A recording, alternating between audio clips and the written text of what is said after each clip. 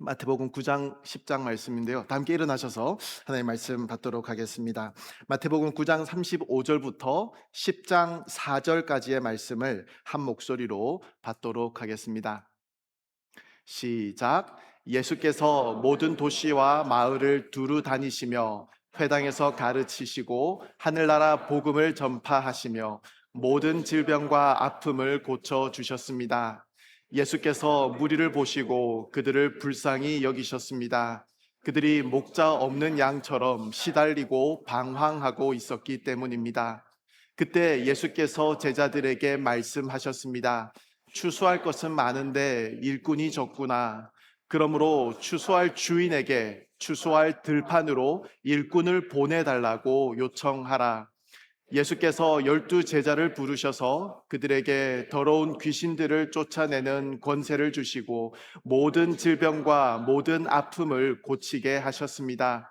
12 사도들의 이름은 이렇습니다. 먼저 베드로라고도 하는 시몬과 그 동생 안드레, 세베대의 아들 야고보와 그 동생 요한, 빌립, 바돌로메, 도마, 세리 마테, 알페오의 아들 야고보, 다데오, 열심당원 시몬, 그리고 예수를 배반한 가롯 사람 유다입니다.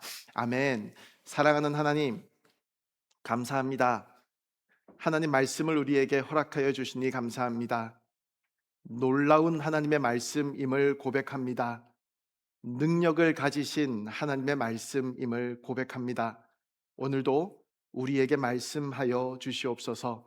우리의 귀를 열어주시고 우리의 마음을 다져주셔서 하나님 말씀을 들을 수 있도록, 받을 수 있도록, 우리의 마음에 심을 수 있도록 하나님 인도하여 주시옵소서. 오늘 주시는 이 말씀을 듣고 나는 오늘, 내일 어떻게 살아가야 할 것인지에 대해서도 고민할 수 있는 그런 우리가 될 수 있도록 주님 인도하여 주시옵소서. 이 모든 시간들을 통하여서 하나님께 영광이 돌려지며 또 우리가 그리스도인으로서 어떻게 살아가야 할지를 고민하며 발버둥치는 그런 우리의 노력을 통하여서 하나님 나라가 이 땅 가운데 더욱더 분명하게 세워지며 이를 통해 하나님의 이름에 영광이 돌려지는 그런 우리의 삶이 또한 될 수 있도록 주님께서 인도하여 주시옵소서. 죄인입니다. 가려주시고 하나님 말씀만이 우리 가운데 아름답게 드러날 수 있도록 하여 주시옵소서. 예수님 이름으로 기도합니다. 아멘. 자리에 앉으시기 바랍니다. 오늘 우리는 마태복음 이제 9장을 마무리하고요. 이제 마태복음 10장으로 들어가는 그런 기로에 서 있습니다. 이제 오늘 본문 이후에 마태복음 10장 바로 5절부터이죠. 보면은 예수님께서 그 12 제자들을 사도들을 파송하시면서 제자도라는 것이 무엇인지, 예수님을 따르는 삶을 살아간다는 것이 무엇인지에 대한 그런 놀라운 가르침을 주십니다. 그런 가르침이 있기 이전에 이제 오늘 본문은 마태복음 8장과 9장에 등장하는 예수님의 그 모든 사역을 요약하는 말씀이라고 볼 수 있는 그런 구절들을 우리가 오늘 대하게 되었습니다. 예수님께서는 이 땅에서의 사역 가운데 무엇을 하셨는지, 그리고 예수님의 그 사역들을 통해서 무엇을 이루셨는지를 우리에게 보여주는 말씀이다라고 볼 수 있습니다. 오늘 본문 35절을 제가 다시 한번 읽어보겠습니다. 마태복음은 이렇게 예수님의 사역을 요약하고 있습니다. 예수께서 모든 도시와 마을을 두루 다니시며 회당에서 가르치시고 하늘나라 복음을 전파하시며 모든 질병과 아픔을 고쳐 주셨습니다 라고 말씀합니다. 그리고 마태복음은 예수님께서 무엇을 하셨는지에 대해서만 말씀하는 것이 아니라 예수님께서 왜 그런 모든 사역을 하셨는지도 함께 설명하고 있습니다. 36절 말씀이죠. 예수께서 무리를 보시고 그들을 불쌍히 여기셨습니다. 바로 이것이 그 이유가 되겠습니다. 예수님께서는 그들을 불쌍히 여기셨습니다. 자, 여기 보면 불쌍히 여기다 영어로 보면요, He had compassion이라는 그런 표현을 사용하는데요. 옛날 성경을 한번 들여다봤습니다. 거기에 보면 이 불쌍히 여겼다라는 표현을 민망히 여겼다라고 번역하고 있습니다. 불쌍히 여기는 것과 민망하게 여기는 것이 서로 의미가 조금 다르지 않나 하는 그런 생각이 들 수도 있을 것 같습니다. 자, 그렇다면 이 원어는 정확하게 어떤 말을 하려고 하는 것일까 하는 그런 의문이 또한 생기게 되죠. 이 단어의 원어를 문자 그대로 해석하면 창자가, 내장이 움직이다라는 그런 의미가 됩니다. 이것은 단순하게 어떠한 상황들을 보면서 마음으로 안타까워하고 그냥 동정심을 가지는 그런 의미의 단어가 아닙니다. 그 대상을 생각할 때에, 그 상황을 바라보고 있을 때에 나의 내장이 심하게 동요하고 있다라는 그런 의미입니다. 나의 속에서부터 넘쳐나오는 큰 아픔이 있다라는 것입니다. 그냥 우리가 감정만으로 느끼는 그런 연민 같은 것이 아니라 나를 실제로 아프게 한다라고 여길 정도로 더 찐하고 강력한 그런 마음을 말하는 것입니다. 마치 우리가 겪고 있는 이 모든 아픔을 직접 경험하고 있는 것과 같은 그런 상태를 말하는 것입니다. 히브리서를 보면요, 옛날 성경에서는 이것을 체휼한다라는 단어로 설명합니다. 우리에게 있는 대제사장은 예수님에 대해서 하는 말씀이죠. 우리 연약함을 체휼하지 아니하는 자가 아니요 모든 일에 우리와 한결같이 시험을 받은 자로 돼 죄는 없으시니라라고 말씀합니다. 예수 그리스도께서 우리를 바라보실 때 단순하게 우리가 겪는 그 모든 아픔을 그래 내가 충분히 너가 어떤 마음인지 잘 알 수 있을 것 같아 라는 정도가 아니라 직접 경험하여 아는 것과 같은 그런 알을 말하는 것입니다. 예수님께서도 우리가 이 땅에서 겪는 모든 시험을 우리와 동일하게 다 당하셨기 때문에 이것이 가능하다라고 히브리서는 말씀하고 있는 것이죠. 예수님께서 그 백성들, 예수님을 향해 몰려오는 그 모든 무리를 보시고 그들을 향해 가지셨던 마음이 바로 이러한 긍휼의 마음이었다라는 것입니다. 평면적으로 단지 이성적으로만 이해할 수 있는 그런 수준의 긍휼이 아니라 입체적으로 깊이 있고 경험적이고 관계적으로 체휼하는 그런 긍휼을 말하는 것입니다. 우리의 아픔을 보시고 우리와 함께 아파하셨다라는 것입니다. 자, 그렇다면 예수님께서는 왜 이 사람들을 보실 때에 그런 마음을 품으셨을까요? 오늘 본문은 우리에게 이렇게 말씀합니다. 36절 말씀인데요. 그들이 목자 없는 양처럼 시달리고 방황하고 있었기 때문입니다. 라고 말씀합니다. 예수님께서 그들을 보실 때 그들이 목자 없는 양과 같았기 때문이다 라고 말씀하는 것입니다. 여기 이 표현은 양이 잠시 동안 자기 목자가 어디 있는지 잘 보이지가 않아서 막 두리번 거리면서 당황하는 그런 장면을 말씀하는 것이 아닙니다. 목자를 가지고 있지 않다라는 의미입니다. 그 양들에게는 자신들의 목자라고 부를 수 있는 존재가 그 어디에도 없는 상태다라는 것을 말하고 있는 것입니다. 그리고 그런 사람들을 보며 예수님께서는 몸의 내장, 기관이 뒤틀리고 있는 것과 같은 그런 아픔을 마음속 깊은 곳에서부터 느꼈다라는 것입니다. 그런 긍휼을 가지셨다라는 것입니다. 여러분, 이것이 바로 예수 그리스도 없이 살아가던 우리의 모습이었습니다. 당시 예수님께서 바라보셨던 그 사람들의 상태였다라는 것입니다. 아무도 돌봐주지 않습니다. 아무도 도와주지 않습니다. 마치 많은 사람들이 이리저리 바쁘게 걸어가고 있는 그런 시내 한복판에 겨우 걸음을 떼기 시작한 어린아이가 홀로 버려져서 울고 있지만 아무것도 할 수 없어서 그저 주저앉아서 울고만 있지만 그 어떤 누구도 이 아이에게 관심도 주지 않고 그저 바쁘게 자신들의 일정을 따라서 살아가고 있는 것 같은 이 아이에게 있어서는 정말로 절망적인 상태, 이것이 목자 없는 양과 같다라는 말씀의 의미라는 것입니다.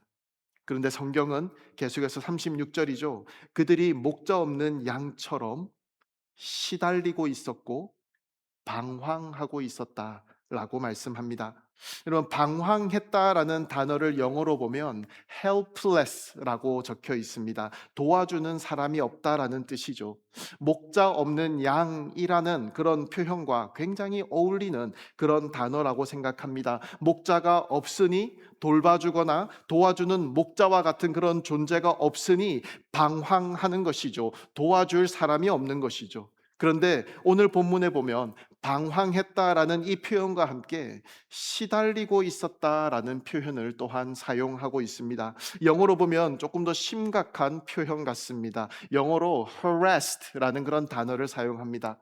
오늘 말씀은 왜 이런 표현을 사용하는 것일까요?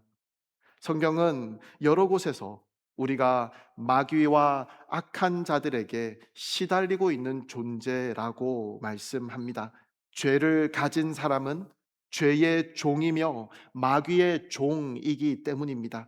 예수님께서는 유대인들을 향해서 요한복음 8장에 보면 죄를 짓는 사람마다 죄의 종이다라고 말씀하셨고, 또 사도 바울은 에베소서에서 죄 가운데 살아가던 우리의 모습을 공중의 권세 잡은 자를 따라서 살아가는 사람들이다라고 설명하고 있습니다. 죄는 단지 한 번의 어떠한 잘못된 행동이 아니라 우리를 지배하고 있는 권세라는 것입니다. 그리고 그 권세의 뒤에는 하나님을 대적하는 사탄의 역사가 있다라는 것을 우리는 잘 알고 있습니다. 그래서 예수 그리스도를 목자로 모시지 않은 사람은 결코 자기 마음대로 자유롭게 살아가는 사람들이 아니라는 것입니다. 겉으로는 자기 마음대로 살아가는 것처럼 보일지 몰라도 실제로는 죄가 이끄는 대로 살아가고 사탄이 만들어 놓은 그런 거짓과 두려움과 정죄와 절망 속에서 끊임없이 harassed, 괴롭힘을 당하면서 살아가는 그런 존재이다라는 것입니다. 바로 이것이 오늘 본문에서 시달리고 있었다라는 표현이 담고 있는 의미입니다.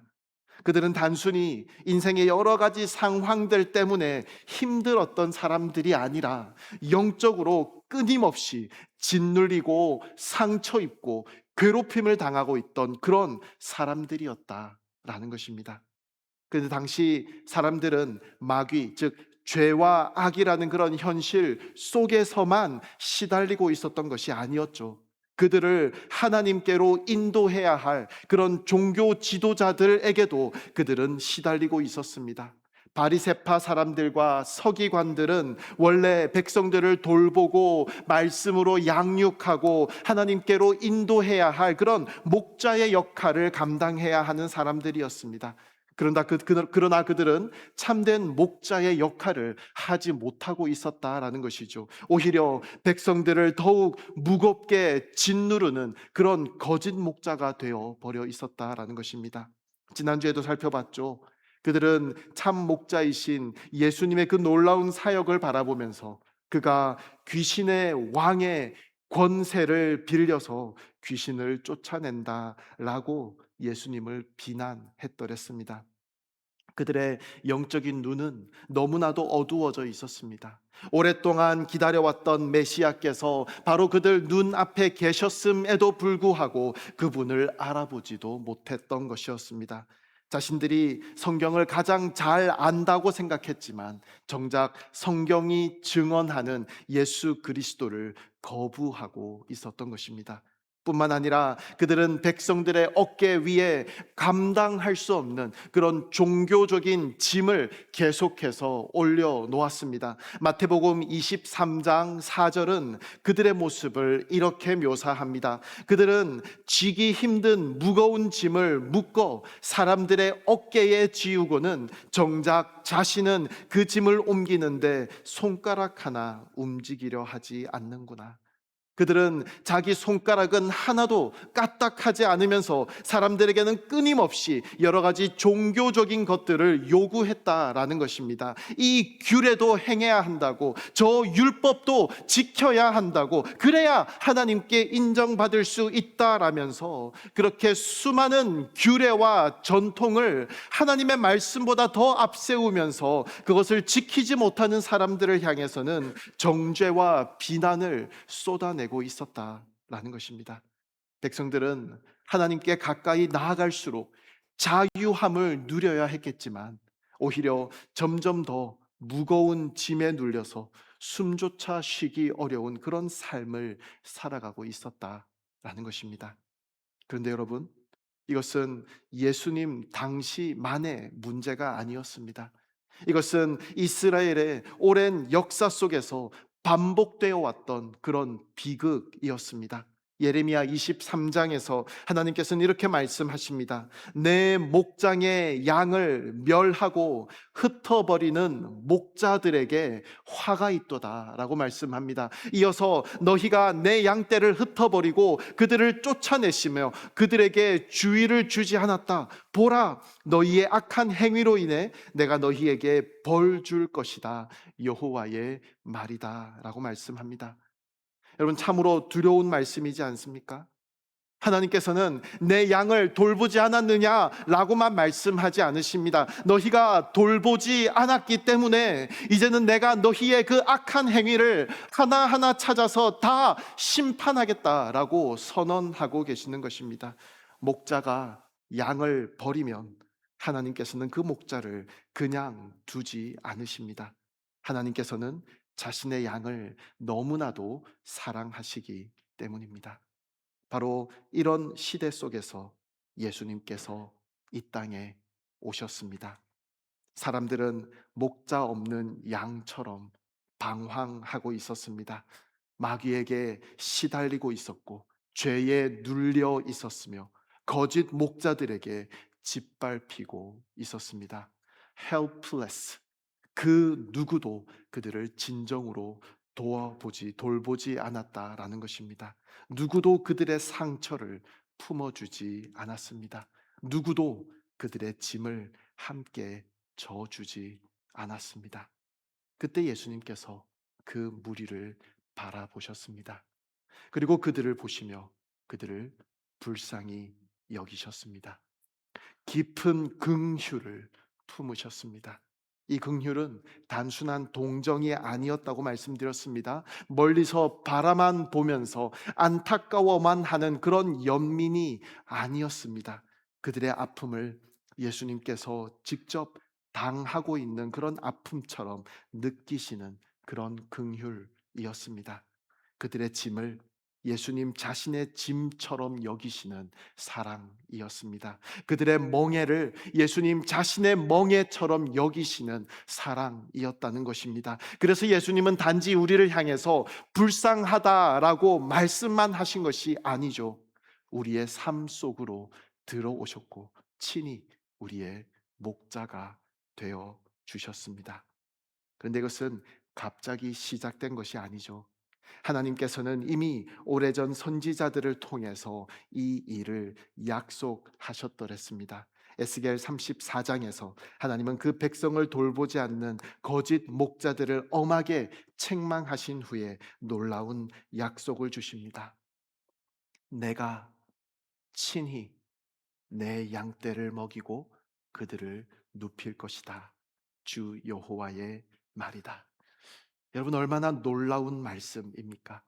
하나님께서는 새로운 목자를 보내겠다고만 말씀하지 않으십니다. 내가 친히, 하나님께서 직접 그 백성을 찾아오시겠다라고 말씀하셨습니다. 그리고 복음서에서는 우리에게 감격스러운 소식을 계속해서 전해주고 있습니다. 마태복음도, 마가복음도, 누가복음도, 요한복음도 한 목소리로 계속해서 선포하고 있습니다. 이제 그 목자가 오셨습니다.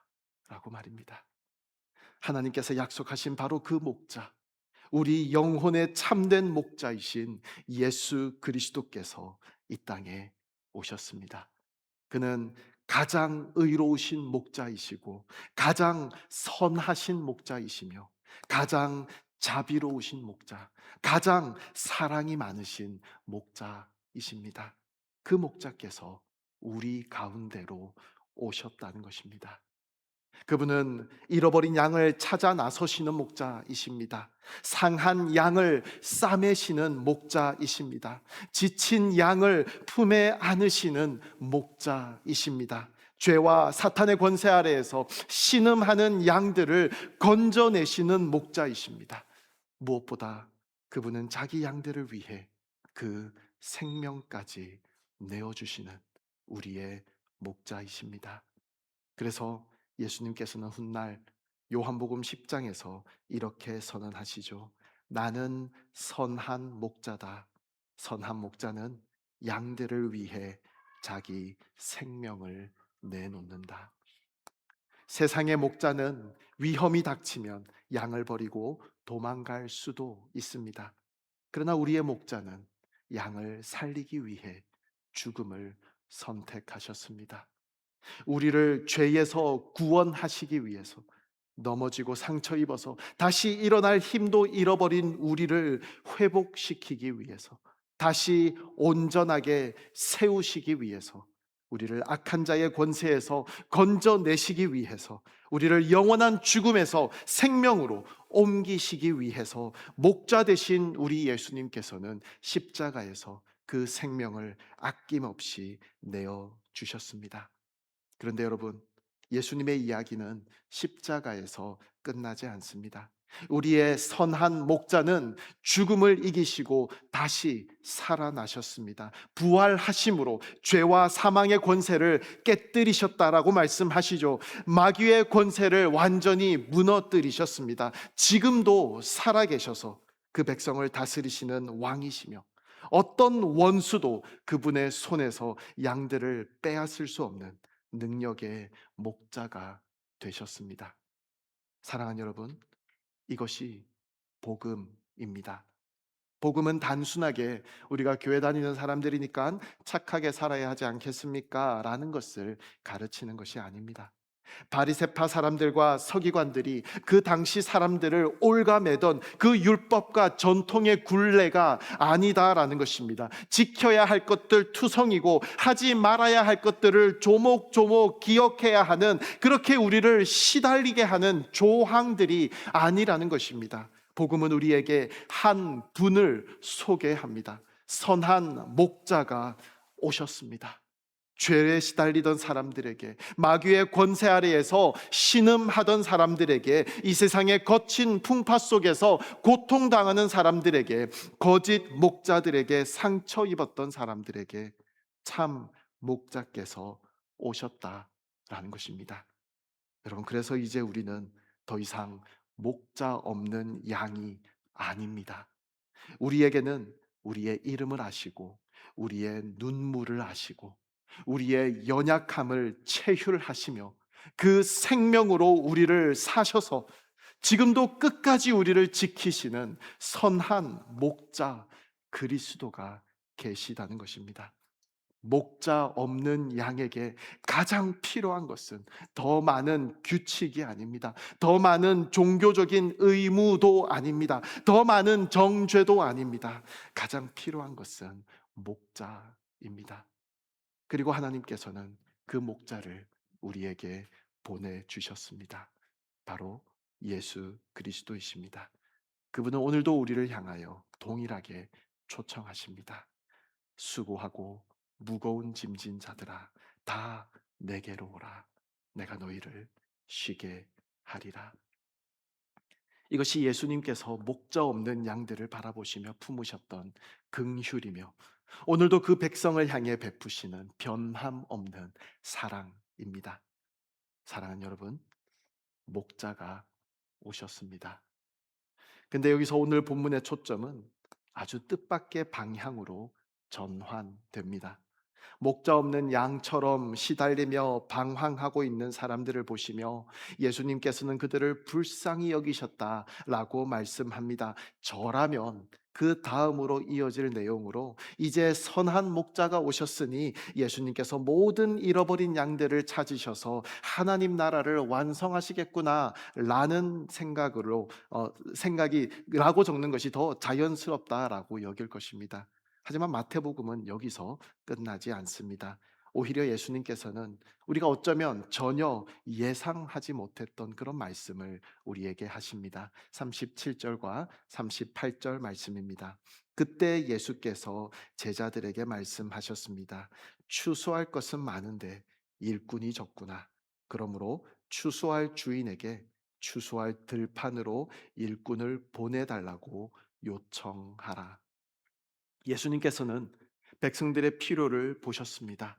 목자 없는 양처럼 방황하는 사람들을 보셨습니다. 그리고 가장 먼저 하신 말씀이 무엇입니까? 더 많은 일꾼이 필요하다라는 것입니다. 얼핏 보면 조금 이상하게 느껴집니다. 목자는 이미 오셨습니다. 예수님이야말로 가장 선하신 목자이십니다. 예수님 한 분이면 충분하지 않습니까? 그런데 예수님께서는 오히려 제자들을 바라보며 말씀하십니다. 일꾼을 보내달라고 요청하라고 기도하라고 말씀하십니다. 왜죠? 그 이유는 예수님께서 이미 정해놓으신 하나님의 방법이 있기 때문입니다. 우리 주님께서는 혼자 일하시기를 원하지 않으십니다. 우리 주님께서는 그 백성들을 통하여 일하기를 기뻐하신다라는 것입니다. 그리고 바로 그 다음 장에서 그 사실을 우리에게 보여주십니다. 마태복음 10장은 어떻게 시작합니까? 12 제자를 부르시고 그들에게 권능을 주십니다. 어떤 권능을 말하는 것이죠? 1절에 보면 더러운 귀신들을 쫓아내는 권능을 주시고 모든 질병과 모든 아픔을 고치게 하셨습니다. 여러분, 이 말씀이 익숙하게 들리지 않나요? 바로 조금 전에 우리는 9장 35절에서 예수님께서 사람들의 모든 질병과 아픔을 고쳐주셨다라는 똑같은 표현을 읽었습니다.